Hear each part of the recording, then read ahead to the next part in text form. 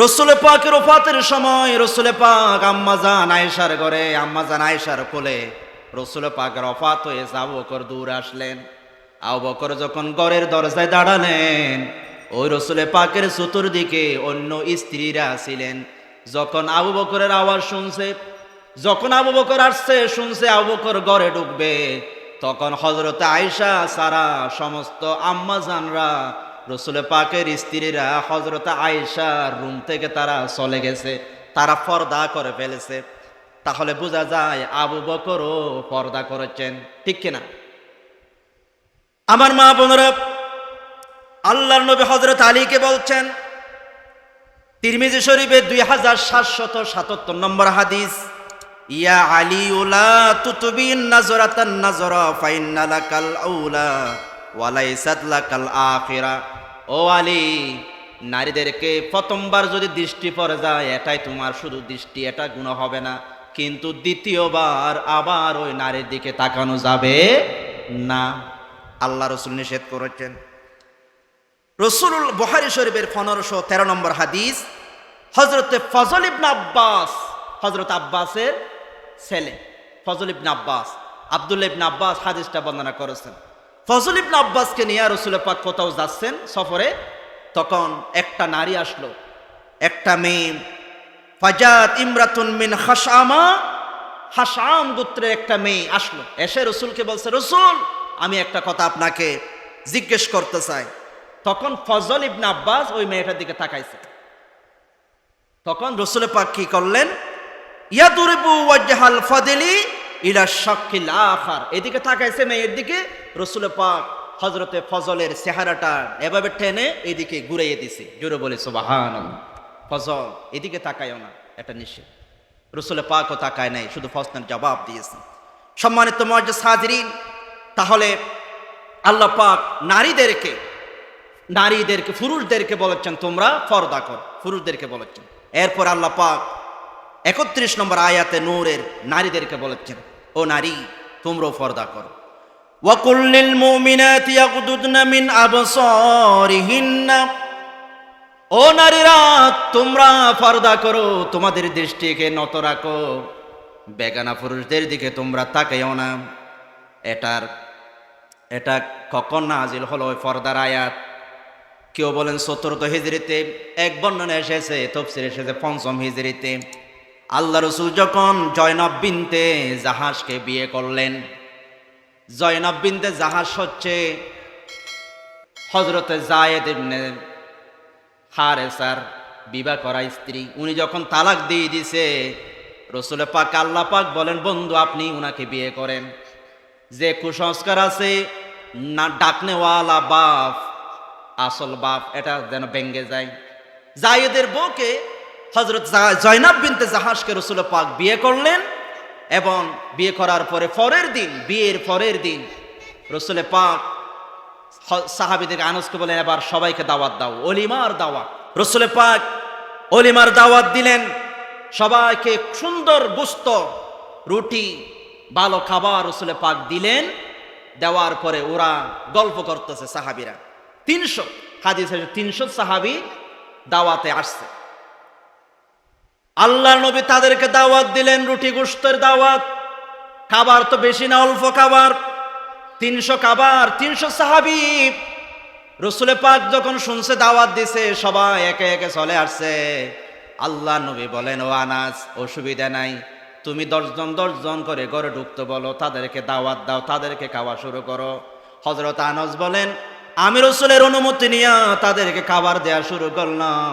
300 সাহাবীকে খাবার হয়ে গেল, কিন্তু আমি এখন চিন্তা করলাম, যে প্লেটের মধ্যে খাবার ছিল, যে পাতলার মধ্যে, যে থালার মধ্যে খাবার ছিল, আগে বেশি ছিল নাকি এখন বেশি আছে আমি বুঝি নাই। খাবার যে রকম ছিল সেই রকম রয়ে গেছে। মুজিজাতুন নবী, এটা রসুল পাকের মুজিজা। সবাই খাইছে পেট ভরে, তখন ওরা বসে বসে গল্প করতেছে, কেমন আছো, কি খবর, আমাদের দেশে যেমন করে আর কি, গল্প করতেছে। কিন্তু রসুল পাক একবার বের হয়ে গেছে, কয়েকজন বের হয়ে গেছে। রসুল পাক আয়েশার কাছে গেছে, এদিকে গেছে, দেখে আবার ওরা গল্প করতেছে। রাসূল পাক ওরা যাচ্ছে না কেন? কিন্তু অধ্যক্ষের আয়োজিত বাংলাদেশের পরিচিত নাম চট্টগ্রাম জেলাধীন লোহাগাড়া উপজেলার উত্তর আদুনগর দুদুপুকুর পাট মজিদিয়া সিদ্দিকিয়া জামে মসজিদ কমপ্লেক্স পরিচালনা কমিটি ও চতুর্পাশের এলাকাবাসীদের উদ্যোগে আয়োজিত 5 দিন ব্যাপী ঐতিহাসিক সিরাতুন নবী সাল্লাল্লাহু আলাইহি ওয়াসাল্লাম মাহফিল আজকের দ্বিতীয় দিবসের এই অধিবেশনের সম্মানিত সভাপতি প্রখ্যাত আলেমে দ্বীন বিশিষ্ট আলেমে দ্বীন জনাব হযরত মাওলানা ফরমানুল্লাহ সাহেব, সম্মানিত অধ্যক্ষ দক্ষিণ সুকচুড়ি আব্দুল খালেক শাহ আমিরিয়া হুসাইনিয়া হাফেজুল উলুম ফাজিল মাদ্রাসা, আজকের মাহফিলের সম্মানিত অতিথিবৃন্দ, সম্মানিত মেহমানবৃন্দ এবং আজকের প্রধান আলোচক হিসেবে উপস্থিত থাকবেন ঐতিহ্যবাহী মাদ্রাসার সুন্নতে হাকিমিয়া কামিল মাদ্রাসার সম্মানিত সহকারী অধ্যাপক উস্তাদুল উলামা জনাব হযরত মাওলানা রিদওয়ানুল হক নিজামী সাহেব, সম্মানিত মুরব্বিয়ানে করম, যুবক ভাই বন্ধুরা, পর্দানসীন সম্মানিত মা ও বোনেরা, সকলকে অন্তঃস্থল থেকে আন্তরিক মোবারকবাদ জ্ঞাপন করছি। আসুন আল্লাহ পাকের দরবারে শুকর আদায় করে নিচ্ছি যে আল্লাহ পাক আমাদেরকে দুনিয়ার কাজকর্ম ছেড়ে আল্লাহ পাকের এই গরেশ আল্লাহ পাকের হাবিবের শান আয়োজিত এই বিশাল মাহফিলে আসার এবং বসার তৌফিক দান করেছেন। সে রব্বুল আলামিনের দরবারে আমরা উচ্চ আওয়াজ দিয়ে একবার পড়ে নিচ্ছি আলহামদুলিল্লাহ। সম্মানিত মুআজ্জিজ হাজিরিন, আমাকে মাহফিল পরিচালনা কমিটির পক্ষ থেকে ঐতিহাসিক এই 5 দিন ব্যাপী মাহফিল আজ 6 বছর ধরে ধারাবাহিকভাবে চলে আসতেছে। লোহাগড়ার জমিন দন্য জমিন, এই লোহাগড়ার জমিনে 19 দিন ব্যাপী ঐতিহাসিক সুন্নতি মাহফিল হয়। এই লোহাগড়ার জমিনে বড়হাতিয়ায় 12 দিন ব্যাপী ঐতিহাসিক মাহফিল হয়। আবার এইখানে 5 দিন ধরে কোরআনের মাহফিল, নবীর আলোচনা হয়। এর দ্বারা বোঝা যায় লোহাগড়ার এই মানুষগুলো ধন্য মানুষ, আল্লাহর নিয়ামত প্রাপ্ত মানুষ, ঠিক কিনা বলেন? সম্মানিত মুআজ্জিজ হাজিরিন, মাহফিল পরিচালনা কমিটি আমাকে একটা বিষয় দিয়েছেন, ইসলামে পর্দার বিধান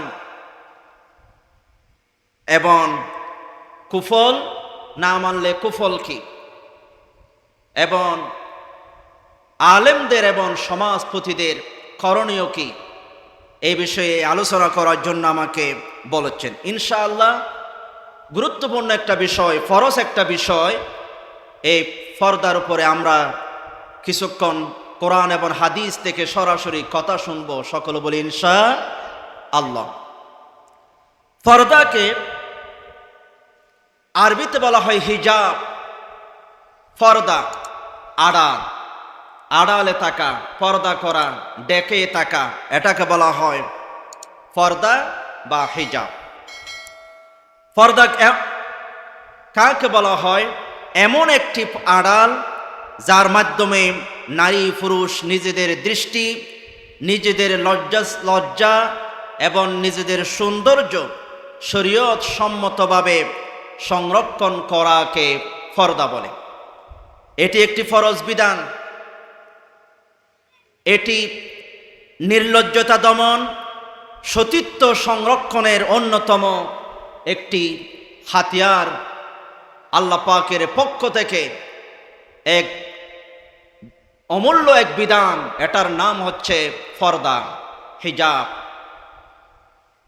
সম্মানিত মুআজ্জিজ হাজিরিন, আমরা পর্দা বলতে শুধু বুঝি নারীদেরকে বোঝানো হয়েছে নারীরা পর্দা করবে।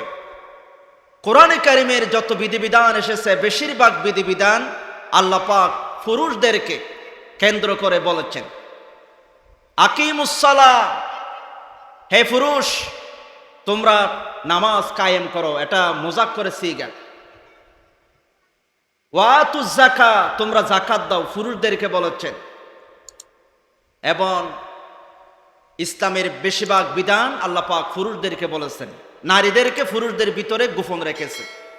কিন্তু আল্লাহ পাক এই পর্দার বিধানটা শুধুমাত্র নারীদেরকে দেয় নাই, সাথে সাথে পুরুষদেরকেও দিয়েছেন। জোরে বলে সুবহানাল্লাহ।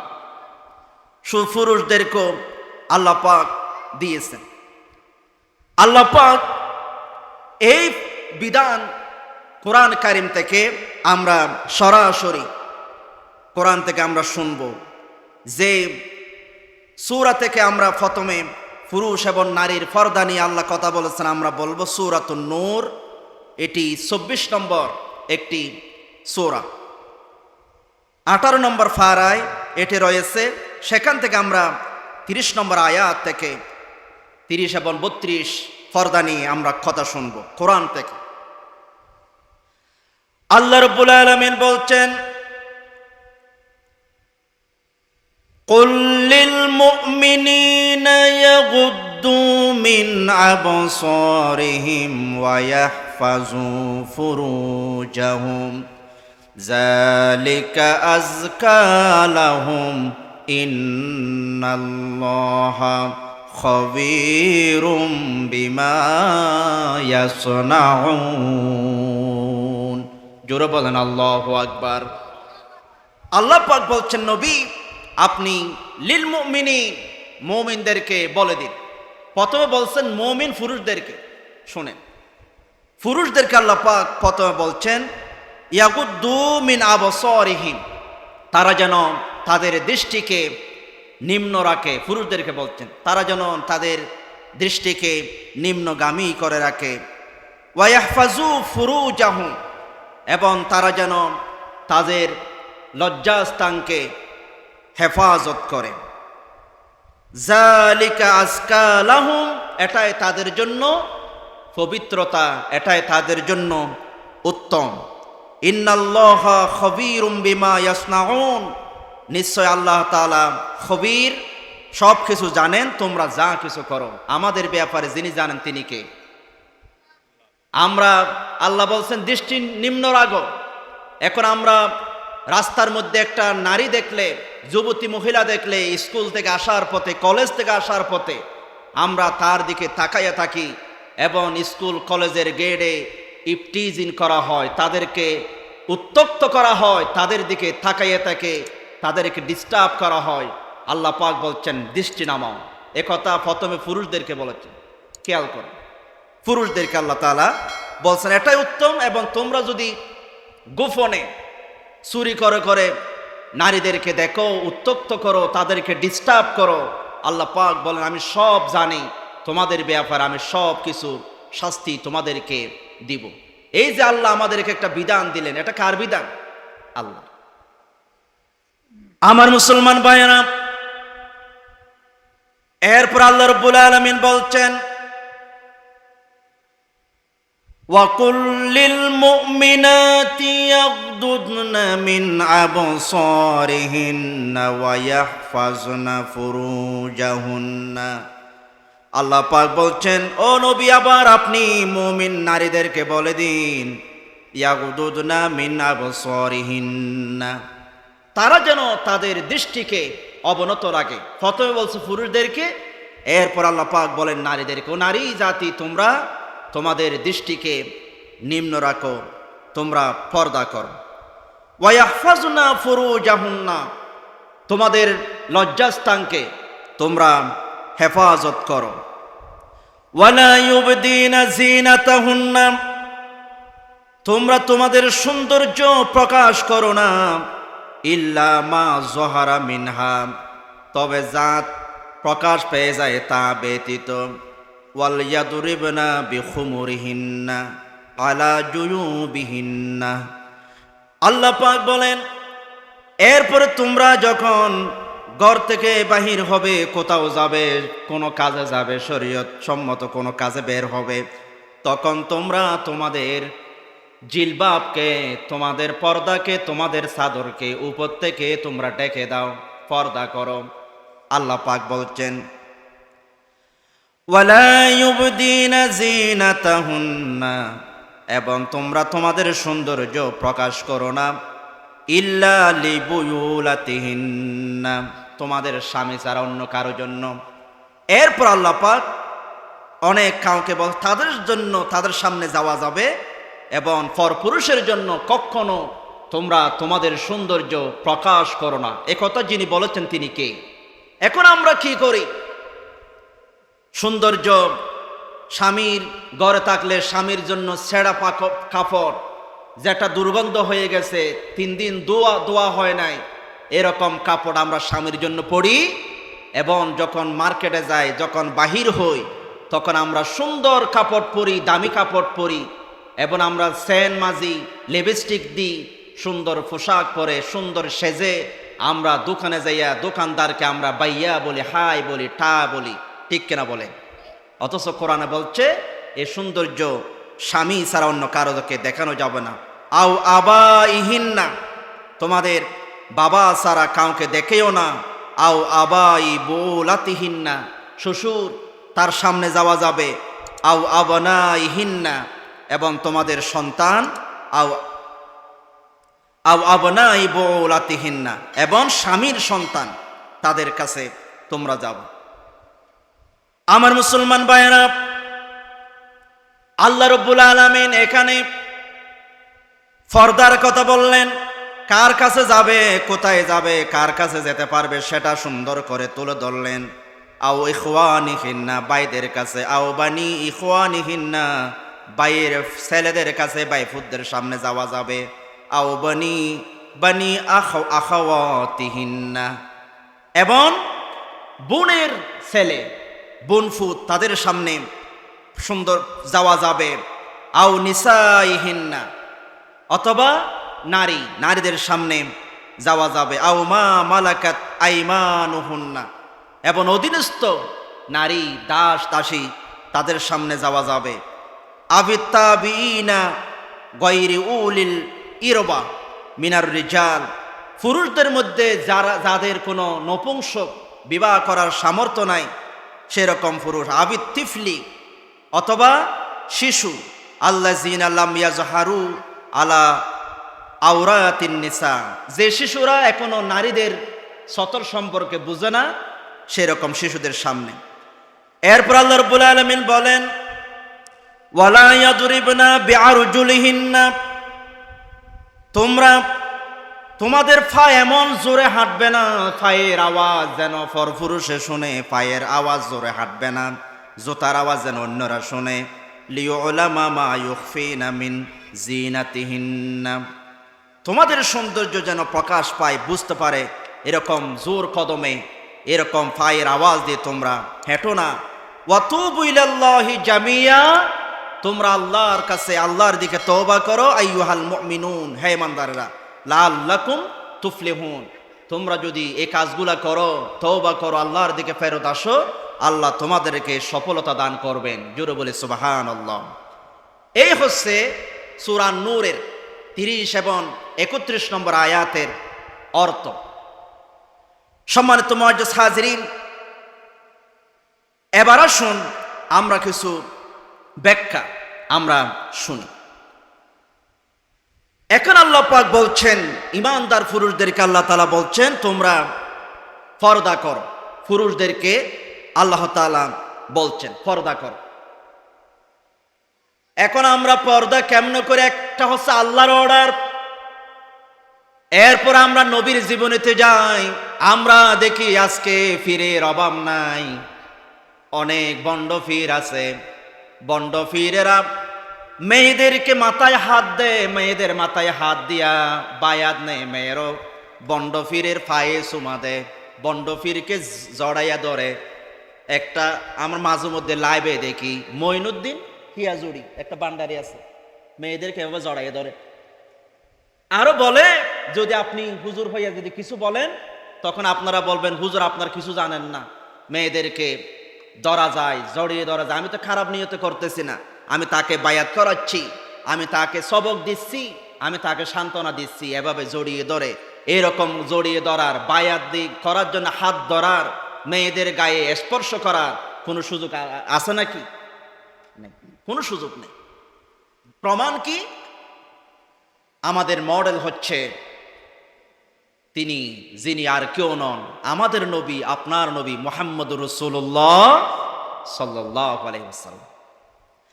বুখারী শরীফে হাদিস এসেছে ৭২১৪ নম্বর হাদিস, আম্মাজান আয়েশা রাদিয়াল্লাহু তাআলা আনহা, উম্মাহাতুল মুমিনিন, আমাদের আম্মাজান আয়েশা রাদিয়াল্লাহু তাআলা আনহা তিনি হাদিস বর্ণনা করেছেন। তিনি বলেছেন, ইউবাইউন নিসাই বিল কালামি ওয়া বিহাযিহিল আয়া। হযরত আয়েশা আম্মাজান বলেন, আল্লাহর নবী নারীদেরকে বায়াত করাতেন। ইউবাইউন নিসা, নারীদেরকে বায়াত করাতেন আল্লাহর নবী। কি দিয়ে বায়াত করাতেন? আমাদের পীরেরা বায়াত করায়, আমাকে মুরগি দিবা, আমাকে গরু দিবা, আমাকে টাকা দিবা, এগুলো, অথবা কিছু হুহা জিকির দে। কিন্তু রাসূল পাক বায়াত করাচ্ছেন ওই আয়াতের উপরে, লা ইউশরিকনা বিল্লাহি শাইয়া। শুনো নারী, খবরদার আল্লাহ ছাড়া কাউকে শরীক করো না। এটা হচ্ছে নবীর বায়াতের প্রথম শব্দ, আল্লাহর সাথে কাউকে শরীক করা যাবে। আম্মাজান বলেন, এরপরে রাসূল যখন বায়াত করাতেন, ওয়ামা মাসাত ইয়াদু রাসূলিল্লাহি সাল্লাল্লাহু আলাইহি ওয়াসাল্লাম ইদামরাতি ইয়াদামরাতিন ইল্লামরাতান ইয়ামলিকুহা। আল্লাহর নবী যখন বায়াত করাতেন, কোনদিন নবীজি নারীদের হাত আল্লাহর নবী কোনদিন স্পর্শ করে নাই। জোরে বলি সুবহানাল্লাহ। এর সেই প্রমাণ আর আছে? আমাদের পীররা যে মেয়েদের গায়ে হাত দেয়, মেয়েদের গায়ে হাত দিয়ে বায়াত করায়, এটাকে হালাল নাকি হারাম? রাসূল পাকের জীবনীতে পেলাম, রাসূল বায়াত করাইয়েছেন শিরিক করা যাবে না, কোন নারীর হাত রাসূল পাক স্পর্শ করে নাই। এবং শুধুমাত্র রাসূলের অধীন যারা স্ত্রী, যারা কন্যা, যারা তাদের হাত ধরেছেন, কোনো কারণে তাদেরকে স্পর্শ করেছেন, এছাড়া কোনো বেগানা নারীকে রাসূলুল্লাহ সাল্লাল্লাহু আলাইহি সাল্লাম স্পর্শ করে নাই। সম্মানিত মুআজ্জিজ হাজিরিন, এটা হচ্ছে বড় দলিল, নারীদেরকে স্পর্শ করা যাবে। আপনি কেন তাদের গায়ে লেগে লেগে দাঁড়ান? আপনি তাদের গায়ে হাত দেন, তাদেরকে ফু দেন, হাত দিয়ে মাথায় হাত দেন, এগুলো করা যাবে না। আমার মুসলমান ভাইয়েরা, হযরত আদম আলাইহিস সালাতু ওয়াস সালাম, হযরত আদম আলাইহিস সালাতু ওয়াস সালাম তাকে যখন জান্নাতে দিলেন, আল্লাহ রাব্বুল আলামিন তাকে যখন জান্নাতে দিলেন, হাওয়াকে যখন জান্নাতে দিন, আল্লাহ বলেন ওই গাছের ফল তোমরা খেও না। কিন্তু তারা যখন খেয়ে ফেললেন, তখন আল্লাহ পাক তাদের গা শরীর থেকে জান্নাতি পোশাকগুলো একে একে খুলে ফেললেন। আল্লাহ তাআলা সূরা আরাফের 22 নম্বর আয়াতে বলেন, ফাদাল্লাহুমা বিগুরুরিন ফালাম্মা যাকাশ শাজারাতা বাদাত লাহুমা সাওআতুহুমা ওয়া তাফিকা ইয়াখসিফানি আলাইহিমা মিন ওয়ারাকিল জান্নাহ। আল্লাহ রাব্বুল আলামিন বলেন, আদম আলাইহিস সালাতু ওয়াস সালাম এবং হাওয়া আলাইহিস সালাম যখন ওই ফলটা খেলেন, নিষিদ্ধ ফলটা খেলেন, তখন আল্লাহ রাব্বুল আলামিন তখন তাদের থেকে কাপড়গুলো খুলে ফেললেন। যখন খুলে ফেললেন জান্নাতি পোশাক, তখন তারা লজ্জায় মিন ওয়ারাকিল জান্নাত, জান্নাতি ফাতা দিয়ে তারা লজ্জাস্থান ঢাকা শুরু করলো। জোরে বলি আল্লাহু আকবার। লজ্জাস্থানের কাপড় যখন খুলে গেছে, জান্নাতি কাপড়, আল্লাহ বলেন খুলো। তখন তারা এমন লজ্জা পাইছে, দাঁড়িয়ে থাকে নাই, বেশরমার মতো দাঁড়িয়ে থাকে নাই, তারা লুকে গেছে, কোণে চলে গেছে, জান্নাতি গাছের ফাতা নিয়ে তারা তখন লজ্জাস্থান ঢাকা শুরু করেছে। এর দ্বারা বোঝা যায় লজ্জা করতে হবে, হায়া করতে হবে, পর্দা করতে হবে, সতর ডাকতে হবে। এটা আল্লাহর নির্দেশ। আদম আলাইহিস সালাম পুরুষ, তিনিও সতর করেছেন। সম্মানিত মুআজ্জিজ হাজিরিন, আরেকটা দলিল নেন, হযরতে মূসা আলাইহিস সালাতু ওয়াস সালাম। হযরতে মূসা আলাইহিস সালাতু ওয়াস সালাম ফেরাউনের একজন রাধুনী, ফেরাউনের একজন বাবুরচিকে কোনো কারণে থাপ্পড় দেওয়ার কারণে যখন মারা গেল, হযরতে মূসা আলাইহিস সালাম পালিয়ে গেলেন, দূতে দূতে দূতে দূতে মাদায়ানে চলে গেলেন। মাদিয়ান চলে গেলেন। মাদায়ানে চলে যাওয়ার পরে তিনি অনেক ক্লান্ত শান্ত হয়ে গেছেন, বিকাল হয়ে গেছে, সন্ধ্যা হয়ে গেছে। হওয়ার পরে তিনি একটি জায়গায়, যেখানে কয়েকজন মানুষ আছে, পানির একটা কূপ আছে, সবাই বেড়া গরু ছাগলকে পানি খাওয়াচ্ছে ওই কূপ থেকে, তিনি সেখানে পৌঁছে গেলেন। পৌঁছে যাওয়ার পরে তিনি দেখলেন পুরুষরা কালরা পুকুর থেকে পানি নিয়ে তাদের গরুকে ছাগলকে খাওয়াচ্ছে, আর মেয়ে কিছু ওদিকে দাঁড়িয়ে আছে। দুইজন মেয়ে লজ্জাশীল হয়ে এভাবে আফ্রু দুফ্রু দিয়ে একদম লজ্জাশীল হয়ে তাদের গরু তাদের ছাগলকে এভাবে আঁকড়ে ধরে এক কিনারে তারা দাঁড়িয়ে আছে। হযরত মূসা আলাইহিস সালাতু ওয়াস সালাম তাদের কাছে গেলেন। তারা একদম লজ্জাশীল হয়ে এক কিনারে দাঁড়িয়ে আছে, কিন্তু পুরুষরা পানি খাওয়াচ্ছে। মূসা আলাইহিস সালাম গেলেন। মূসা আলাইহিস সালাম বললেন, ক্বালা মা খাতবুকুমা, তোমাদের কি সমস্যা? সবাই পানি খাওয়াচ্ছে, তোমরা এখানে কেন দাঁড়িয়ে আছে কেন? সূরা কাসাসের 23 নম্বর আয়াতে আল্লাহ তুলে ধরেছেন, তোমরা এখানে কি খবর, তোমাদের এখানে দাঁড়িয়ে আছে কেন? তখন তারা বলল ক্বালাতা লা নাসকি হাত্তা ইউসদিরুর রিয়া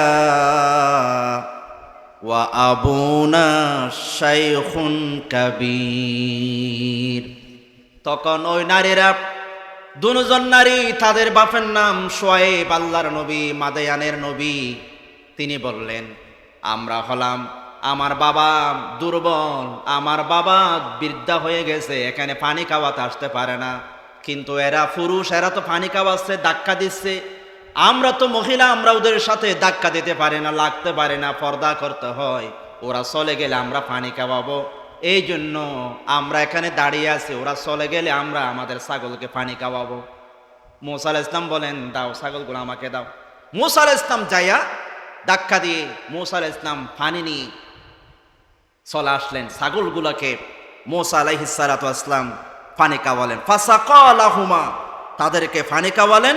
সুম্মা তাওয়াল্লা ইলা জিল্লি, পানি খাওয়াইয়া তিনি, যেহেতু আমাদের দেশের নাটকে সিনেমায় দেখবেন, নায়ক যখন যাচ্ছে একটা মেয়ের সাথে ধাক্কা খাইছে, ওনার সাথে গল্প করছে, পরিচয় হয়ে গেছে, তারপরে প্রেম করা শুরু করেছে। মূসা আলাইহিস সালাম মেয়েদেরকে লাভ করেছে, পানি খাওয়াই দিছে, ওদের সাথে সুন্দর সুন্দর গল্প করা শুরু করে দেয় নাই। তিনি পানি খাওয়াইয়া সেখান থেকে তিনি এসে একদম দূরে একটা গাছের নিচে, গাছের ছায়ায় তিনি চলে গেলেন। জোরে বলি সুবহানাল্লাহ। এর দ্বারা কি বোঝা গেল?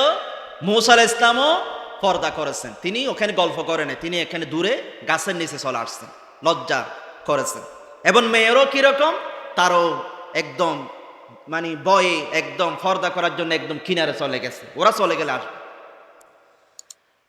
মূসা আলাইহিস সালাম বললেন, ফাকালা ইন্নী লিমা আনজালতা ইলাইয়া মিন খায়রিন ফাকির। তখন মূসা আলাইহিস সালাম বললেন, ও আল্লাহ, আমার কোনো অভিভাবক নয়, আমি ফকির। আল্লাহ তাআলা আপনি আমার উপরে আপনার রহমত আপনি নাজিল করুন। শুআয়ব আলাইহিস সালামের মেয়ে দুইটা বাপের কাছে চলে গেছে।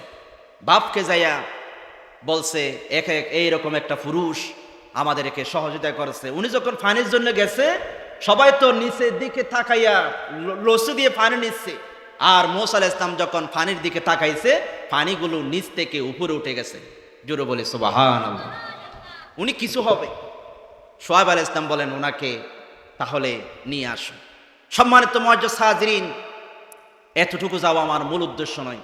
মূসা আলাইহিস সালামও পর্দা করেছেন, পুরুষ পর্দা করেছে এবং মেয়েরও পর্দা করেছে।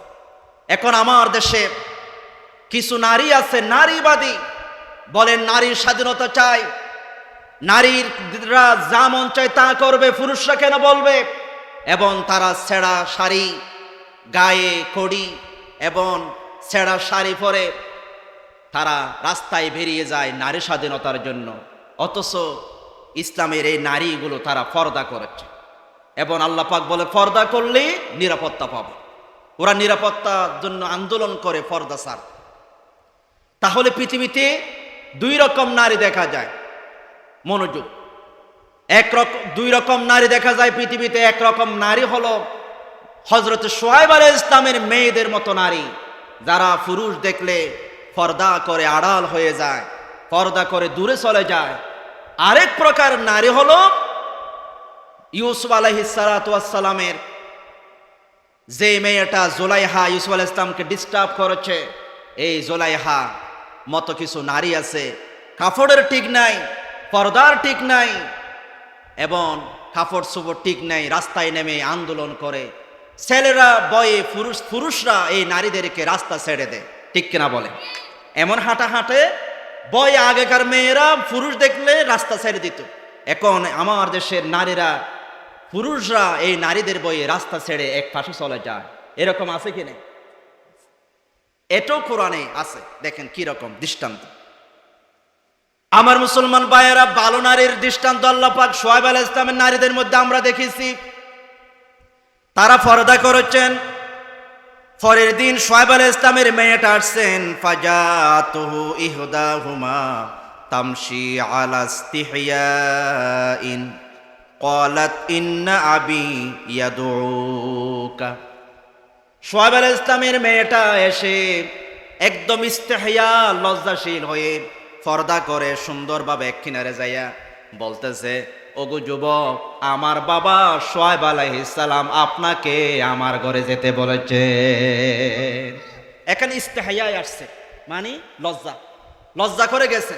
এটা হচ্ছে আমার দেশের মুসলিম নারীদের বৈশিষ্ট্য, আমার দেশের ইসলাম প্রিয় নারীদের বৈশিষ্ট্য। এইরকম নারী এই লোহাগড়া, সাতকানিয়া, সুনতিতে আসে না নেই? পর্দাশীল।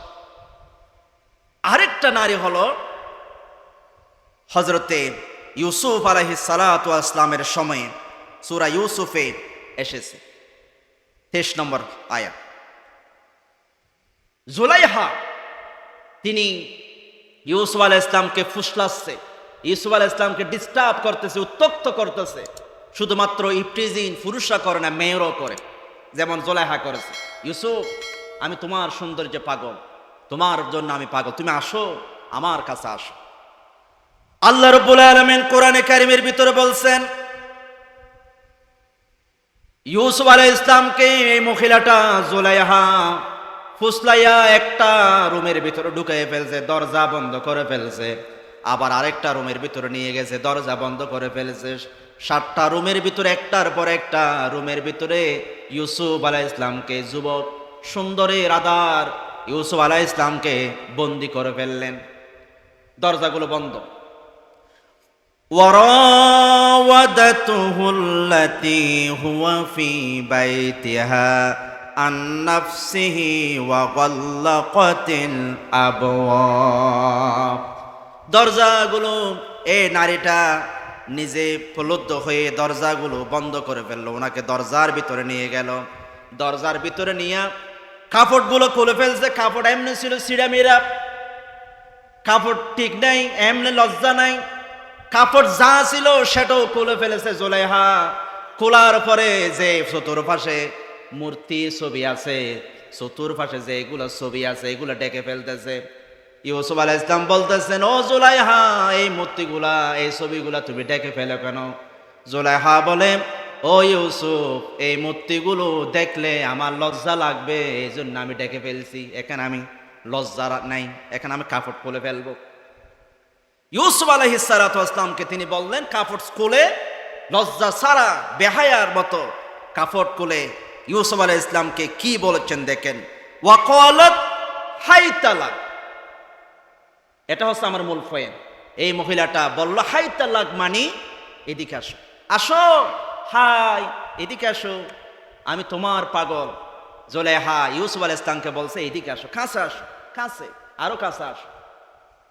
জুলাইহা বলতেছে, আমার দেশের কিছু নারী, আমার বোনেরা ছেলেদেরকে রাত 12টার পরে অথবা স্কুল কলেজে যেতে, অথবা পার্কে নিয়ে, অথবা কোনো বিনোদন পার্কে কক্সবাজার নিয়ে তাদেরকে বলে, হাই, আমার কাছে আসো, আমি তোমাকে পেতে চাই। এরকম নারী আছে কি নাই? এটা আরেক প্রকার নারী, আমার কাছে আসো। ইউসুফ আলাইহিস সালাম তখন বললেন, ক্বালা মাআযাল্লাহ ইন্নাহু রাব্বি আহসানা মাসওয়ায়া ইন্নাহু লা ইউফলিহুজ যালিমুন। আল্লাহ পাক বলছেন, ইউসুফ আলাইহিস সালাম তখন এই নারীর হাতে পা দেয় নাই। ইউসুফ আলাইহিস সালাম বলছেন, জুলাইখা, তোমার মূর্তি দেখবে তুমি ডেকে ফেলতেছো, কিন্তু আমার একজন রব আছে, আমার একজন মালিক আছে, সেই মালিককে আমি ভয় করি, আমার মালিককে তো আমি লুকাতে পারবো না, আমি আল্লাহকে ভয় করি। এটা বলে তিনি দিছেন দূর, আমার রব আল্লাহ পাক দরজা খুলে দিতে দেরি করে নাই। জোরে বলে সুবহানাল্লাহ। এই জন্য যুবক ভাইরা, ওই রকম নারীদের ফাঁদে পা দেওয়া যাবে না। বিয়ের বয়স হলে বাবাকে বলো, মাকে বলো, দুলাভাইকে বলো, প্রয়োজনে বিয়ে করো। অবৈধ কোনো সম্পর্ক, প্রেমের নামে কোনো অবৈধ সম্পর্ক করা যাবে না। এবং কি আমার মুসলমান মেয়েরা হিন্দু ছেলেদের সাথে লিভ টুগেদার করে, একই বাসায় থাকে, হোটেলে যায় এবং তার সাথে আড্ডা মারে। এবং এই হিন্দুরও তারা কি করে, তারা সুন্দর করে এই মেয়েটাকে বুক করে পতিতালয়ে, ইন্ডিয়ায় অথবা কোনো বেশ্যাখানায় তারা বিক্রি করে দেয়। 2 দিন আগের খবর, র্যাবে এরকম একটা ছেলেকে ধরছে, মুসলিম মেয়েকে নিয়ে পতিতালয়ে, জেনাখানায়, বেশ্যাখানায় বিক্রি করে দিয়েছে। আমার মা বোনেরা, আপনাদের লজ্জা হবে কখন? আপনি কি করেন এগুলা? এরকম বেহায়াপনা থেকে আমার রব আল্লাহ নিষেধ করেছে। জোর বলেন ঠিক কিনা? নিষেধ করেছে। তাহলে এরকম নারী হওয়া যাবে না। সোহাব আলাইহিস সালামের মেয়েদের মতো হতে হবে, পর্দাশীল হতে হবে। 4 নম্বর দলিল হলো পুরুষরা পর্দা করে। হযরত আবু বকর রাদিয়াল্লাহু তাআলা আনহু, তিনি রাসূল পাকের ওফাতের সময় তিনি গেলেন। রাসূল পাকের ওফাতের সময় রাসূল পাক আম্মাজান আয়েশার ঘরে, আম্মাজান আয়েশার কোলে রাসূল পাকের ওফাত হয়েছে। আবু বকর দূরে আসলেন। আবু বকর যখন ঘরের দরজায় দাঁড়ালেন, ওই রাসূল পাকের চতুর্দিকে অন্য স্ত্রীরা ছিলেন। যখন আবু বকরের আওয়াজ শুনছে, যখন আবু বকর আসছে, শুনছে আবু বকর ঘরে ঢুকবে, তখন হযরত আয়েশা সারা সমস্ত আম্মাজানরা, রাসূল পাকের স্ত্রীরা হযরত আয়েশার রুম থেকে তারা চলে গেছে, তারা পর্দা করে ফেলেছে। তাহলে বোঝা যায় আবু বকরও পর্দা করেছেন, ঠিক কিনা? আমার মা বোনেরা, আল্লাহর নবী হযরত আলীকে বলছেন, তিরমিজি শরীফে 2777 নম্বর হাদিস, ইয়া আলী লা তুতবিন নাজরাতান নাজরা ফাইন্না লাকাল আউলা ওয়া লাইসাত লাকাল আখিরা। ও আলী, নারীদেরকে প্রথমবার যদি দৃষ্টি পড়ে যায়, এটাই তোমার শুধু দৃষ্টি, এটা গুনাহ হবে না, কিন্তু দ্বিতীয়বার আবার ওই নারীর দিকে তাকানো যাবে না। আল্লাহ রাসূল নিষেধ করেছেন। রাসূলুল বুখারী শরীফের 1513 নম্বর হাদিস, হযরতে ফজল ইবনে আব্বাস, হযরত আব্বাসের ছেলে ফজল ইবনে আব্বাস, আব্দুল্লাহ ইবনে আব্বাস হাদিসটা বর্ণনা করেছেন। ফজল ইবনে আব্বাসকে নিয়ে রাসূল পাক কোথাও যাচ্ছেন সফরে, তখন একটা নারী আসলো, একটা মেয়ে, ফাজাত ইমরাতুন মিন খাশআমা, হাশআম গোত্রের একটা মেয়ে আসলো, এসে রাসূলকে বলছে, রাসূল, আমি একটা কথা আপনাকে জিজ্ঞেস করতে চাই। তখন ফজল ইবনে আব্বাস ওই মেয়েটার দিকে তাকাইছে। তখন রাসূল পাক কি করলেন, ইয়াদুরিবু ওয়াজহাল ফাদলি ইলা শাক্কিল আখার, এদিকে তাকাইছে মেয়ের দিকে। রাসূল পাক হযরতে ফজলের চেহারাটা এভাবে টেনে এদিকে ঘুরাইয়ে দিছে। জোরে বলে সুবহানাল্লাহ। ফজল, এদিকে তাকায়ও না, এটা নিষেধ। রাসূল পাকও তাকায় নাই, শুধু প্রশ্নের জবাব দিয়েছে। সম্মানিত মুআজ্জাজ হাজিরিন, তাহলে আল্লাহ পাক নারীদেরকে পুরুষদেরকে বলেছেন তোমরা পর্দা কর, পুরুষদেরকে বলেছেন। এরপর আল্লাহ পাক 31 নম্বর আয়াতে নূরের নারীদেরকে বলেছেন, ও নারী, তোমরাও পর্দা করো। ওয়া কুল্লিল মুমিনাতি ইয়াগুদুদনা মিন আবসারিহিন্না, ও নারীরা, তোমরা পর্দা করো, তোমাদের দৃষ্টিকে নত রাখো, বেগানা পুরুষদের দিকে তোমরা তাকাইও না। এটা কখন নাজিল হলো ওই পর্দার আয়াত? কেউ বলেন 4th হিজরিতে, এক বর্ণনা এসেছে, তাফসীরে এসেছে 5ম হিজরিতে, আল্লাহ রসুল যখন জয়নব বিনতে জাহাজকে বিয়ে করলেন, জয়নব বিনতে জাহাজ হচ্ছে হযরতে যায়েদ ইবনে হারেসার বিবাহ করা স্ত্রী। উনি যখন তালাক দিয়ে দিছে, রসুল পাক আল্লাহ পাক বলেন, বন্ধু আপনি উনাকে বিয়ে করেন। যে কুসংস্কার আছে না ডাকনেওয়ালা বাপ আসল বাপ, এটা যেন ভেঙ্গে যায়। যায়েদের বউকে হযরত জয়নব বিনতে জাহাজকে রসুল পাক বিয়ে করলেন, এবং বিয়ে করার পরে বিয়ের পরের দিন রসুল পাক সাহাবীদের আনাসকে বলেন, এবার সবাইকে দাওয়াত দাও, অলিমার দাওয়াত। রসুল পাক অলিমার দাওয়াত দিলেন, সবাইকে সুন্দর গোস্ত, রুটি, ভালো খাবার রসুল পাক দিলেন। দেওয়ার পরে ওরা গল্প করতেছে সাহাবীরা। 300 হাদিসে 300 সাহাবী দাওয়াতে আসছে। আল্লাহর নবী তাদেরকে দাওয়াত দিলেন, রুটি গোস্তের দাওয়াত। খাবার তো বেশি না, অল্প খাবার।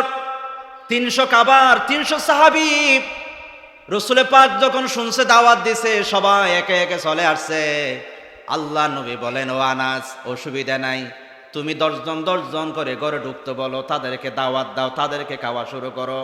হযরত আনাস বলেন, আমি রসুলের অনুমতি নিয়ে তাদেরকে খাবার দেওয়া শুরু করলাম।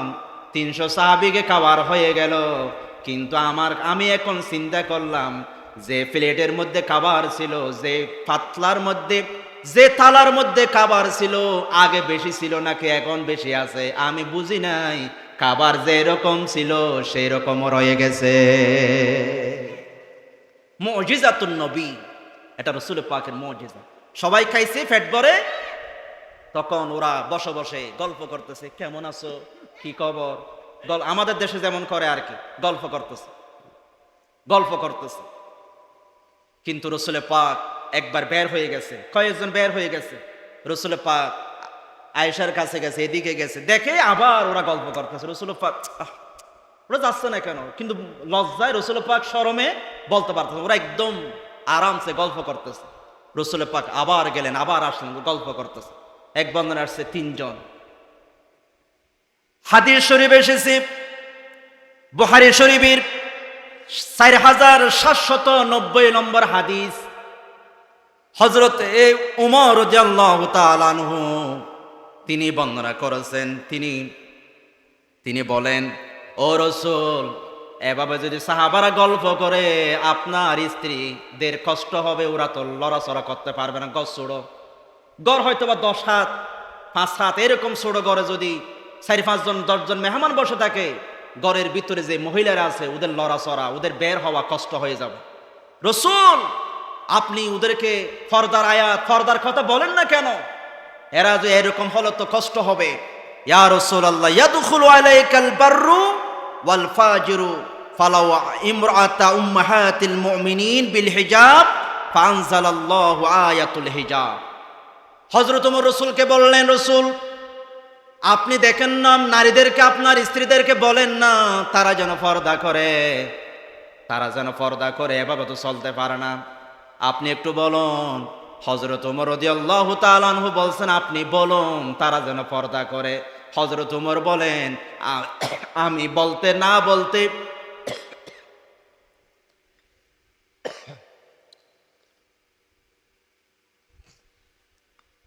হযরত ওমর রাদিয়াল্লাহু তাআলা আনহু বলেন, আমি যে বলছি পর্দার কথা আপনি বলুন।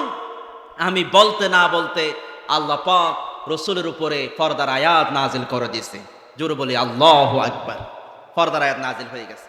হযরত আনাস বলেন, আমি তো হাদেম, আমি রাসূলের সাথে ঘরে ঢুকতাম, কিন্তু রাসূলের পাকের সাথে আমি হাঁটতেছি, ওরা যাচ্ছে না, আমি হাঁটতেছি এদিক ওদিক, রাসূলের সাথে আমিও আছি। হঠাৎ করে রাসূল পাক এক কদম ভিতরে দিলেন ঘরের, আর এক কদম বাইরে। এরপরে রাসূলের উপরে ওহী নাজিল হয়ে গেছে। আল্লাহর নবীর সাথে সাথে আমার উপরে একটা পর্দা ঠেলে দিলেন, আনাস বাইরে থাকো, আর ভিতরে ঢুকিও না, পর্দার আয়াত নাজিল হয়ে গেছে। আল্লাহ রাব্বুল আলামিন বলছেন, তখন পর্দার আয়াত নাজিল হয়ে গেছে। সূরা আহজাবের আয়াতগুলো আল্লাহ তাআলা 53 নম্বর আয়াতটা আল্লাহ রাব্বুল আলামিন কত সুন্দর করে নাজিল করে দিলেন।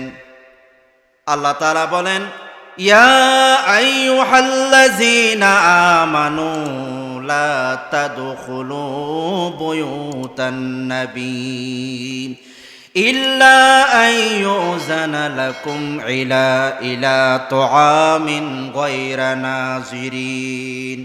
গায়রা নাযিরিনা ইনাহু ওয়ালাকিন ইযা দুঈতুম ফাদখুলু ফাইযা তুঈমতুম ফান্তাশিরু ওয়ালা মুস্তানিসিনা লিহাদিস।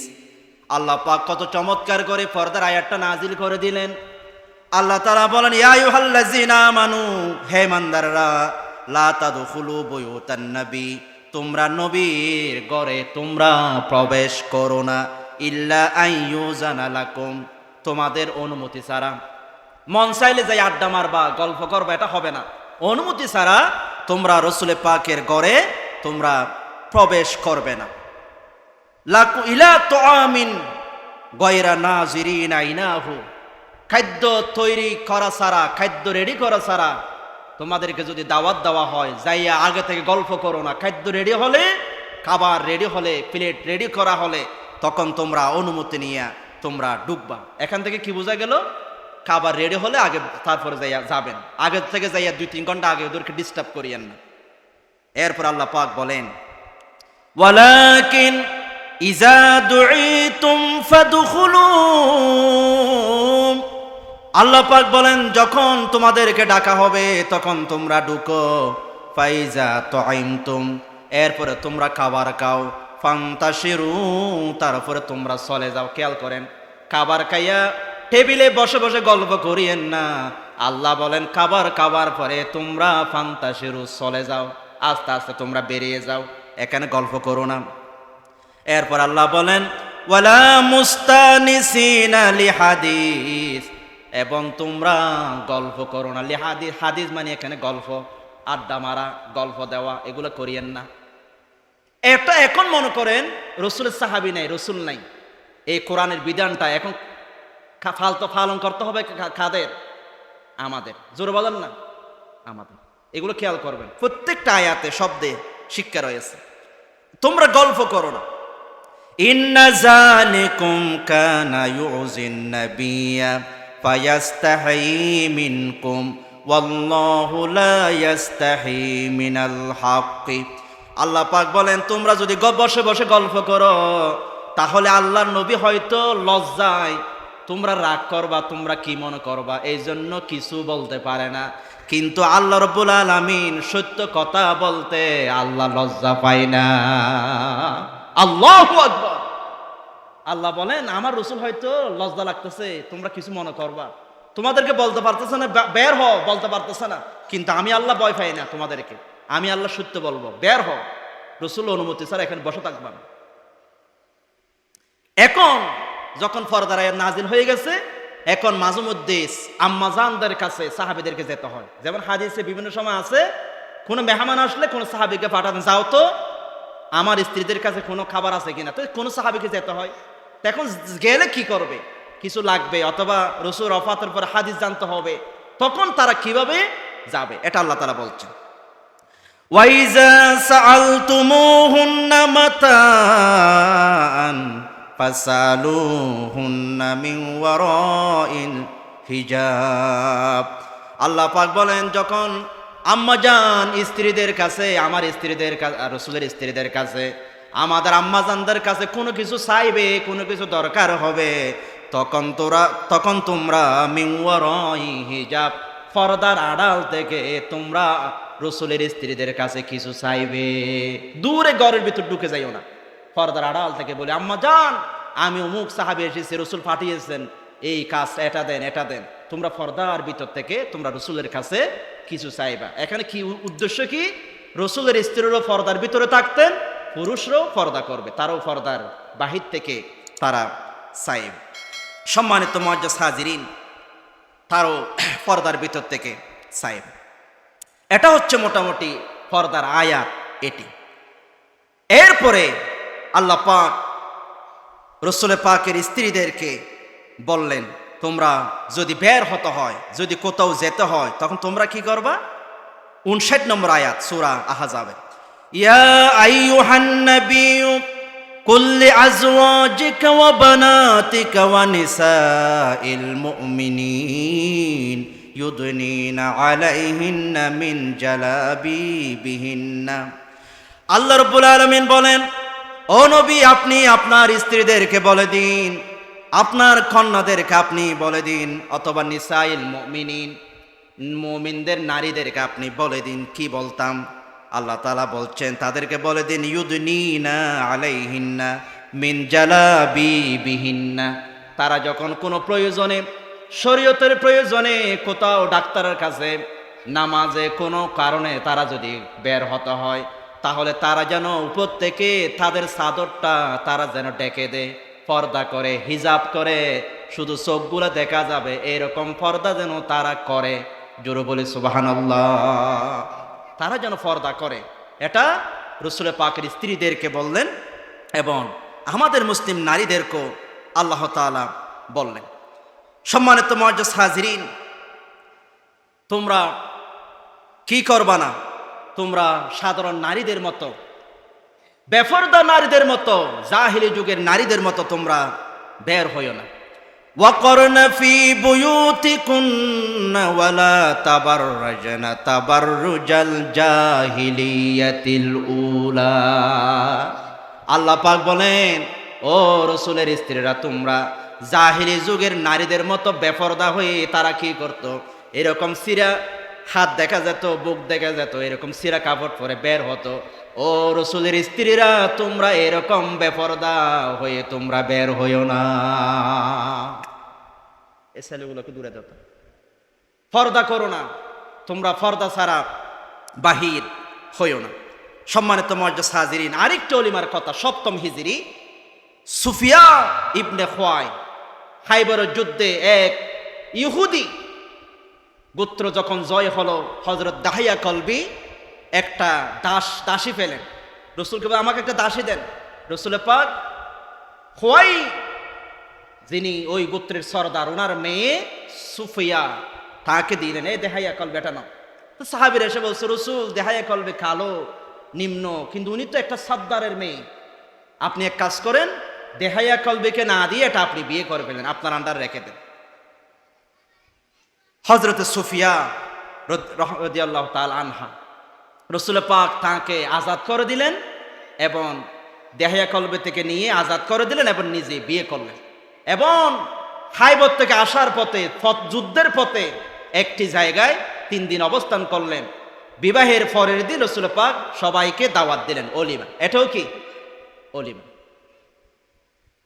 অলিমা করার জন্য দাওয়াত দিলেন। এই অলিমার মধ্যে গোশত নাই, পনির, খেজুর, দুধ, যা কিছু আছে সবাই নিয়ে আসছে, পনির করছে, এগুলা সবাইকে দাওয়াত দিছে। বুখারী শরীফের 4213 নম্বর হাদিস। হযরত আনাস বলেন, আমি সবাইকে দাওয়াত দিলাম।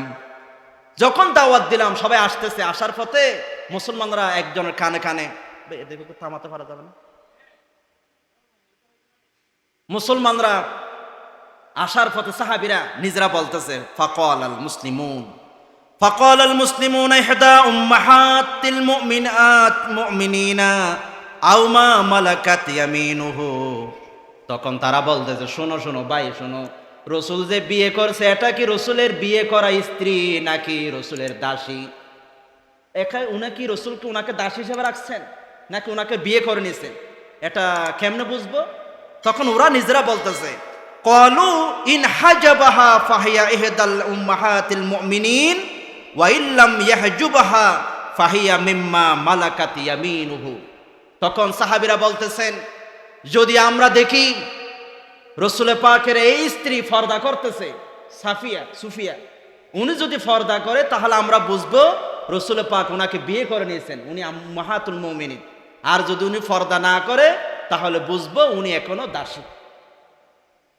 হাদিস শরীফ এসেছে, ফালাম্মার তাহালা ওয়াত্তালাহা খালফাহু ওয়া মাদ্দাল হিজাব। হাদিস শরীফে হযরত আনাস বলেন, সাহাবীরা দেখলো রসুল পাকের যখন অলিমা হয়ে গেল, রসুল পাক যখন চলে যাচ্ছেন এখান থেকে, উটের উপরে রসুল পাক সুফিয়াকে নিলেন পিছনে। নেওয়ার পরে আমরা দেখলাম সুফিয়াকে হিজাব অবস্থায়, পর্দা অবস্থায় ডেকে দিছেন। তখন আমরা বুঝলাম রসুল পাকের উনি স্ত্রী। জোরে বলি সুবহানাল্লাহ। তাহলে উম্মাহাতুল মুমিনেরও কি করতো? পর্দা করতো। এখন পর্দা কি ওরা মুখ খোলা রাখতো নাকি মুখ ডাকতো? সবাই বলতে হবে, মুখ খোলা রাখতো নাকি মুখ ডাকতো? মুখ ডাকতো। মা জহারা মিনহা, এটার অর্থ যা প্রকাশ পায়, এটার অর্থ করেছেন হাত, পায়ের আন্টি, যা প্রকাশ পায় এগুলো মুখ ডাকা রাখতো। এবার আম্মা জান আয়েশা রাদিয়াল্লাহু তাআলা আনহা তিনি মুখ ডেকে রাখার পক্ষে। যদিও বা হানাফিতে আছে মুখও খোলা থাকতে পারবে, কিন্তু হানাফি মাযহাবের অন্যতম একজন লেখক বিশ্বাস, উনি বলছেন না, দুরুল মুখতারে এসেছে যদি ফিতনার আশঙ্কা থাকে মুখ অবশ্য ডাকতে হবে। তাহলে এই সমাজে ফিতনার অনেক আশঙ্কা। তাহলে সমস্ত আলেমরা একমত, মহিলাদেরকে বাহির হলে মুখ ডাকিয়ে রাখতে হবে। আমার মুসলমান ভাইয়ের আম্মাজান কি করতেন দেখেন, ইফিকের ঘটনা ৫ম হিজরিতে পর্দা আয়াতের পরে বুখারী শরীফের ৪১৪১ নম্বর হাদিস, ইফিকের ঘটনা নিয়ে যে ঘটনাটা আছে, হযরতে আয়েশা রাদিয়াল্লাহু তাআলা আনহা বনি মুস্তালিক যুদ্ধে আসার পথে এক জায়গায় থাকলেন, হাজতে গেলেন, গলার হার হারিয়ে গেছে। উনি বললেন অসুবিধা নেই, আমি দেখি না, হয়তো এখানে যেখানে হাজত সারতে গেছিলাম এখানে হেরে গেছে। তখন উনি সেখানে খুঁজতে গেলেন। এ ফাঁকে সাহাবীরা ওনার যে উটটা বাহনটা ছিল এটা নিয়ে সাহাবীরা এখান থেকে সবাই চলে গেছে। হাদিসে হযরত আয়েশা একা হয়ে গেছে। হযরত আয়েশা বলেন ইন্না লিল্লাহ, এখন আমি কি করব? তখন তিনি সেখানে বসে থাকলেন। সেখান থেকে পিছর থেকে একজন সাহাবী, এই সাহাবী হচ্ছেন জাকওয়ান গোত্রের সাফওয়ান ইবনে মুআত্তাল নামক সাহাবী পিছনে আসতেন, কারণ কেউ যদি কোনো জিনিস ফেলে যায় এটা তিনি খুঁজতেন। আমি যখন এভাবে বসে আছি, কাপড় মুড়ি দেওয়া, হঠাৎ করে আমি ঘুমছিলাম সকালবেলা, আমার মুখের কাপড় তেমন ছিল না। সাফওয়ান যখন আমাকে দেখছে বলে ফেলছে ইন্না লিল্লাহি ওয়া ইন্না ইলাইহি রাজিউন, এটা তো আম্মাজান আয়েশা। তখন হযরত আয়েশা বলেন ফাআরাফানি হিনা রাআনি ওয়া কানা রাআনি ক্বাবলাল হিজাব। হযরত আয়েশা বলেন আমাকে দেখে সাফওয়ান চিনে ফেলছে। কারণটা হলো, আবার অনেকে মনে করবে হযরতে আয়েশা পর্দা করে নাই, পর্দার ভিতরে ছিল না, কাপড় ডাকে নাই, এই জন্য আয়েশা বলে ফেলছেন সাফওয়ান আমি হ্যাংলা মানুষ, আমাকে এটা দেখে বুঝে ফেলছে, কারণ পর্দার আয়াত নাজিল হওয়ার আগে সাফওয়ান আমাকে দেখেছিল। জোরে বলে সুবহানাল্লাহ। এর দ্বারা বোঝা যাচ্ছে হযরত আম্মা জান পর্দা করতেন, মুখ ডেকে নিতেন, সব মানে পর্দা তিনি করতেন। এরপরে ফাখাম্মারতু ওয়াজহি বিহিজাবি বিজিলবাবি, হযরত আয়েশা বলেন তখন আমি তাড়াতাড়ি সাফওয়ানকে দেখার পরে তাড়াতাড়ি আমি আমার হিজাব জিলবাব দিয়ে, চাদর দিয়ে আমার মুখটা আমি এভাবে ডেকে নিলাম। জোরে বলি আল্লাহু আকবার। বিজিলবাবি, আমার চাদর দিয়ে আমি ডেকে ফেললাম মুখটা। এর দ্বারা বোঝা যায় আম্মা জান আয়েশা তারা পর্দা করতেন।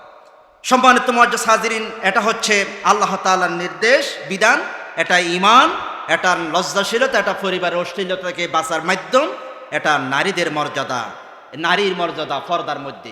কোনো নারী যদি বলে পর্দা করার দরকার নেই, এমনি তো আমার সম্মান তো অনেক আছে, পর্দা করার দরকার নেই, তখন আমরা বলবো ও নারী, তোমার পর্দার ভিতরে তোমার সম্মান। ঠিক কিনা বলেন?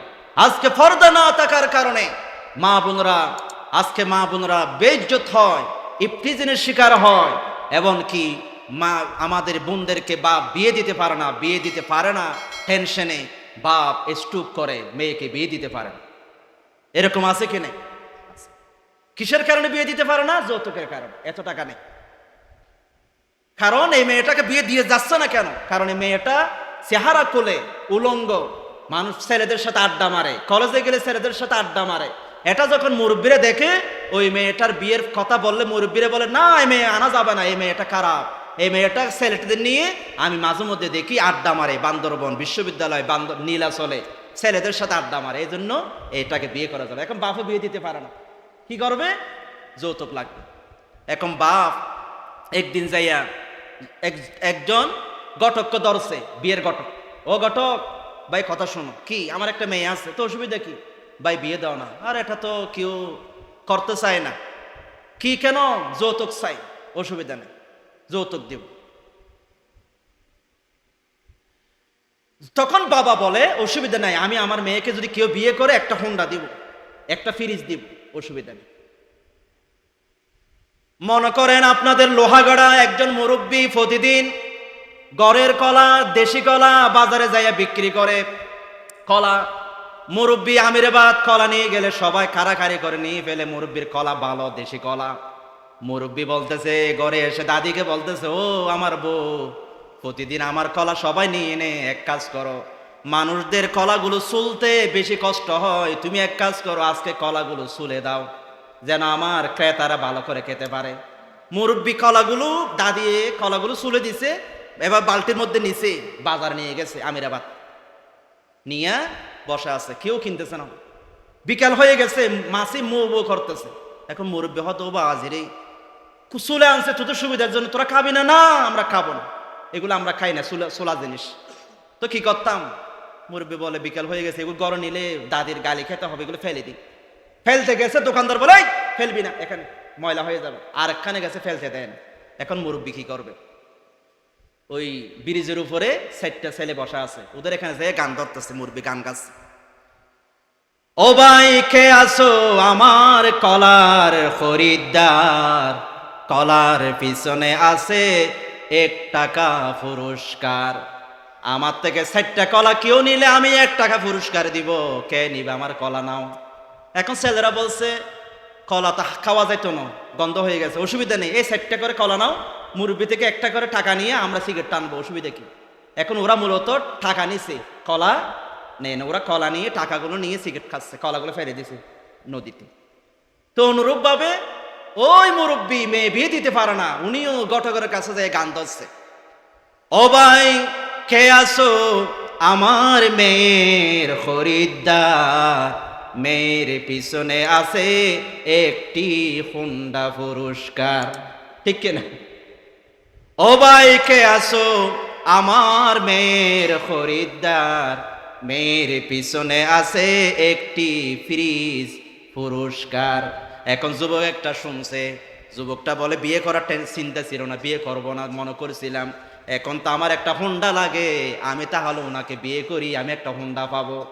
আসলে এই ছেলেটা মেয়েকে বিয়ে করে নাই, হোন্ডা বিয়ে করছে, এই জন্য অশান্তি লেগে তাকে তালাক হয়ে যায়, যেরকম ঠিক কিনা? এই জন্য মা বোনরা, আপনারা যদি পর্দা করেন, আপনারা যদি সতীত্ব বজায় রাখতে পারেন, আপনাকে বিয়ে করার জন্য যুবকরা টাকা নিয়ে রেডি থাকবে, বলবে 1 লক্ষ টাকা নেন, তারপর আপনার ভালো মেয়েটাকে আমাকে দেন, ঠিক কিনা বলেন? পর্দা। তাহলে পর্দা কি দামি বিষয় নাকি সম্মানের বিষয় নাকি অসম্মানের বিষয়? সম্মানের বিষয়। মুখ ডাকতে হবে। সম্মানিত মুআজ্জাজ হাজিরিন, কুফল কি? 1 নম্বরে কুফলের 1 নম্বর কুফল হলো, যদি আমরা পর্দা না করি চোখের নিয়ন্ত্রণ থাকবে না। আল্লাহ পাক চোখের নিয়ন্ত্রণ করতে বলেছেন।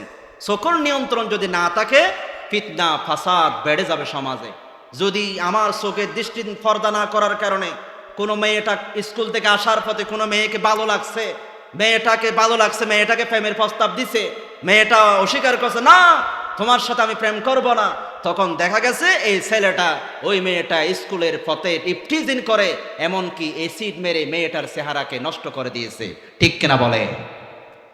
তাহলে এটা কিসের কারণে? পর্দা না করার কারণে, কুফল। বন্ধুরা আমার, 2 নম্বর কারণ হচ্ছে জাহান্নামে যেতে হবে। যারা পর্দা করবে না তাদের কোথায় যেতে হবে? আরো আসতে বলেন, কোথায় যেতে হবে? জাহান্নাম। আল্লাহর নবী বলেছেন, মুসলিম শরীফের 2128 নম্বর হাদিস, 2 রকম নারী জান্নাতে জাহান্নামে যাবে, সেখান থেকে একটা হলো ওয়ানিসাউন কাসিয়াতুন আরিয়াত। ওই নারীরা জাহান্নামে যাবে যারা কাসিয়াত মানে কাপড় পরবে, এমন কাপড় পরবে উলঙ্গর মতো মনে হবে, মানে এমন পাতলা কাপড় পরছে সব দেখা যাচ্ছে, অথবা এমন কাপড় পরছে এখানে ছিঁড়া দিছে, এদিকে বাতাসে সব দেখা যাচ্ছে, অথবা এমন টাইট করছে ভিতরে যা আছে দেখা যাচ্ছে।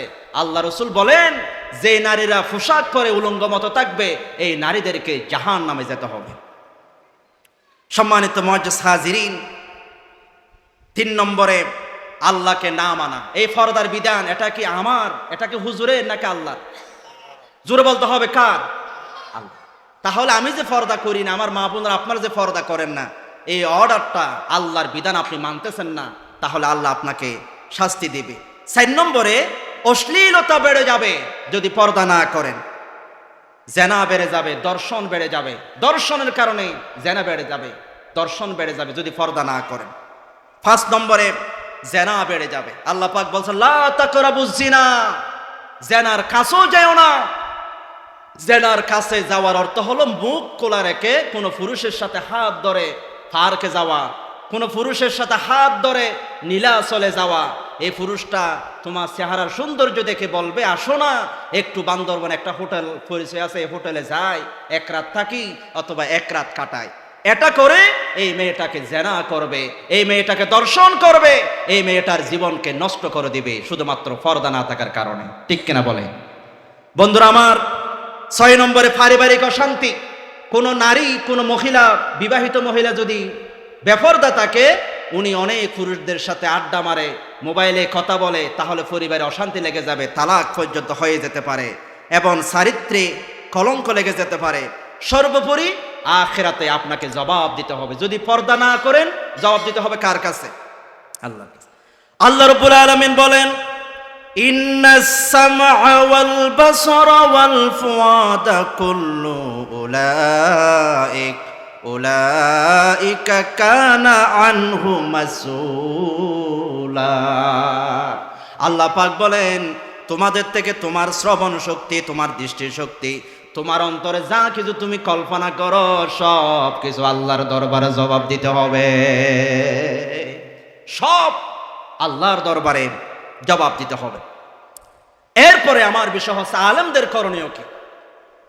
আলেমদের এই পর্দার ব্যাপারে আলেমদের করণীয় হলো, আমাদের করণীয় হলো, হুজুরদের করণীয় হলো, প্রথম করণীয় এই যে সূরা নূরের 30, 31, সূরা আহজাবের 53, 59 নম্বর আয়াতগুলো শোনালাম, এগুলো এভাবে মাহফিলে, মসজিদের খুতবায়, মাদ্রাসায়, সুযোগ সুবিধা যেখানে পাওয়া যায়, আলেমরা মানুষদেরকে, মা বোনদেরকে, পুরুষদেরকে পর্দার কথা শুনাইয়ে দেবে।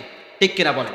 আজকে যেমন এখানে আব্দুল মালিক ভাই, আমাকে হঠাৎ করে এসেছি ভাই, সুযোগ হয়েছে এই মাহফিলে আসা। আমি আলহামদুলিল্লাহ 12 দিন প্রতি বছর আসি, লাস্টের দিনে এখানে আপনাদের মাঝে এসেছি। আমাকে হঠাৎ করে একটা বিষয় দিয়েছি পর্দার উপরে। আলেমদের করণীয়, এই যে আপনাদেরকে শোনাচ্ছি, এটা আমাদের করণীয়। ঠিক কিনা বলেন? 2 নম্বরে সঠিক বিধান প্রচার করা। পর্দা কি রকম সেটা প্রচার করা। এখন কোন হুজুর যদি যায় দাঁড়াইয়া করে একটা প্রশ্ন দিয়েছে মহিলা, হুজুর পর্দা কতটুকু করতে হবে? হুজুরে মাইকের মধ্যে, সমাবেশের মধ্যে, তাফসীর মাহফিল বলে ফেলছে, পর্দা করলে হবে এতটুকু কাপড় পরবা, মুখ ডেকে রাখবা, অসুবিধা নেই, সুন্দর বোরহা পরবা, মুখ খোলা থাকবে, অসুবিধা নাই। এরকম যদি বেতাল্লা ফতোয়া দেয়, নারীরা খুশি হয়ে যাবে, চেহারা খোলা রেখে ওরা মার্কেটে চলে যাবে। ঠিক কিনা বলেন? এই জন্য আলেমরা সঠিক বিধান, পর্দার যে মুখ ডাকতে হবে, এরকম সুন্দর বিধানগুলো নারীদেরকে বলতে হবে, পুরুষদেরকে বোঝাতে হবে পর্দার কথা। পারিবারিকভাবে দাওয়াত দিতে হবে, আমরা পারিবারিকভাবে দাওয়াত দিব। 4 নম্বরে হিকমতপূর্ণ ভাষণ দিতে হবে, কাউকে গালি করে নয়। মা বোনদেরকে একদম গালি দিলেন, ওডি বেডি, ওদেরকে গালি দিয়ে ওয়াজ করলে হবে না। ওদেরকে হিকমতপূর্ণ সুন্দর ভাষায় পর্দার ওয়াজগুলো করতে হবে। নারীদের জীবনী, সাহাবীদের জীবনী, আম্মাজান রাসূলের স্ত্রীদের জীবনী ওদেরকে শোনাতে হবে, তাহলে ওরা পর্দা করতে বাধ্য হবে। 5 নম্বরে নিজের জীবনে আদর্শ করতে হবে। এখন আমি যদি নিজে না করি পর্দা, আমি যাদেরকে ওয়াজ করবো ওরা কি মানবে? মানবে না। এই জন্য নিজেকে মানতে হবে। 6 নম্বরে আমাদের ফেসবুক আছে, ইউটিউব আছে, এই ওয়াজটা এই রাহামি টিভি ঢাকা এই চ্যানেলে চলে যাবে, এখন বিভিন্ন ভাই লাইভ চলাচ্ছে, এখন এটার মাধ্যমে তারা শুনতেছে। এটা একটা আমাদের আলেমদের দায়িত্ব, এবং আমরা ফেসবুকে পোস্ট দিব পর্দার ব্যাপারে, এটা আমাদের দায়িত্ব। 7 নম্বরে অশ্লীলতার বিরুদ্ধে, বেপরদার বিরুদ্ধে, বেহায়াপনার বিরুদ্ধে আমরা সম্মিলিতভাবে আলেমরা সবাইকে মিলে সবাইকে নিয়ে সুন্দরভাবে একটি সম্মিলিত প্রচেষ্টা, সবাই ঐক্যবদ্ধভাবে মিছিল মিটিং কথাবার্তার মাধ্যমে তারা এটা চেষ্টা চালিয়ে যাবে। এটা আমাদের আলেমদের দায়িত্ব। যারা সমাজের দায়িত্বশীল আছেন, মুরব্বী আছেন, সমাজের দায়িত্বশীল, পরিবারের দায়িত্বশীল, সমাজ পরিচালকদের দায়িত্ব কি? আমার সর্বশেষ কথা, সমাজ পরিচালকদের দায়িত্ব হলো, এক নম্বরে যিনি সমাজের সর্দার হবেন, মেম্বার হবেন, চেয়ারম্যান হবেন, উনি যদি পর্দার বিষয়টা উনি যদি পালন করতে চায়, এক নম্বরে নিজেকে পর্দা মানতে হবে। ঠিক কিনা বলে? আজকে আমার দেশের অনেক এমপি মন্ত্রী থেকে শুরু করে মেম্বার, চেয়ারম্যান, সমাজের সর্দারকে দেখা যায় ওরা সমাজে বিচার করে, যে নারীর বিচার করে আবার এই নারীকে নিয়ে কক্সবাজার হোটেলে চলে যায়। ঠিক কিনা বলে? এখন যে বিচার করে উনি যদি পর্দা না মানে, তাহলে ওনার দ্বারা কোনোদিন সমাজে শান্তি আসবে? আসবে না। এই জন্য যিনি সমাজের প্রতি চেম্বার, চেয়ারম্যান, ওনাকে আদর্শ হতে হবে, উনি পর্দা মানতে হবে। 2 নম্বরে সৎ কাজের পরিবেশ তৈরি করতে হবে। 3 নম্বরে পরিবার এবং সমাজে সচেতনতা বৃদ্ধি করতে হবে। মেম্বার, চেয়ারম্যানরা পরিবারের, সমাজের যারা সর্দার আছেন ওরা সবাইকে নিয়ে, ভাই আমাদের মা বোনদেরকে বোঝানো দরকার, পর্দা করা দরকার। কেউ যদি পর্দা না করে ওনার বাপকে ডেকে বলা দরকার। এই কাজগুলো সমাজপতিদেরকে করতে হবে। 4 নম্বরে তরুণদেরকে বুঝাতে হবে, এ তরুণ খবরদার তুই এদিকে থাকাবি না, এটা বললে হবে না। ওদেরকে ডেকে সুন্দর ভাষায়, সুশীল ভাষায়, ভদ্র ভাষায় ইসলামের বিধানটা, পর্দার বিধানটা যুবকদেরকে বুঝাইয়ে দিতে হবে। ওদেরকে বোঝাতে হবে, বেশি টেনশন করো না, মেয়েদের সাথে প্রেম করার দরকার নেই। তোমার বাবাকে আমি বলবো, তুমি কোনো মতে অনার্সটা পাস করতে পারলে তোমাকে আমি বিয়ে দিয়ে দিব। এটা রাসূলের সুন্নাত।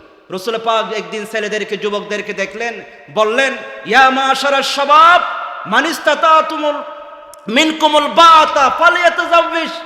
ও যুবকরা শোনো, তোমাদের যদি সামর্থ্য থাকে তোমরা বিয়ে করো, যদি না থাকে তোমরা রোজা রাখো।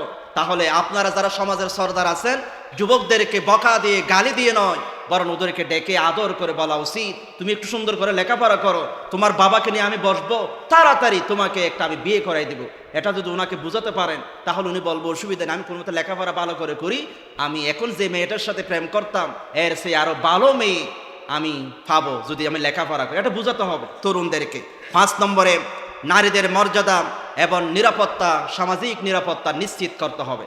সমাজের যারা অধিপতি আছেন, মেম্বার, চেয়ারম্যান, সর্দার, আপনাদের উচিত হবে রাস্তাঘাটে, কলেজের সামনে, স্কুলের সামনে কোনো পুরুষ যেন দাঁড়িয়ে কোনো স্কুলের ছাত্রীদেরকে উত্ত্যক্ত করতে না পারে, ইফটিজিং করতে না পারে। সামাজিকভাবে সমাজের সর্দার, মেম্বার, চেয়ারম্যান তাদেরকে ঐক্যবদ্ধভাবে এটার বিরুদ্ধে প্রতিরোধ গড়ে তুলতে হবে। ঠিক কিনা বল? ইফটিজিং করবে, নারীদেরকে হাই বলবে, ওদেরকে ধরে পুলিশে দিতে হবে। এটা সমাজ সর্দারদের দায়িত্ব।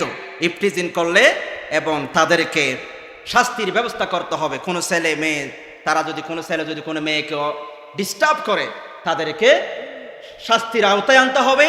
প্রথমে বোঝাতে হবে, না হয় তাদেরকে পুলিশে দিতে হবে, প্রশাসনের কাছে তুলে দিতে হবে।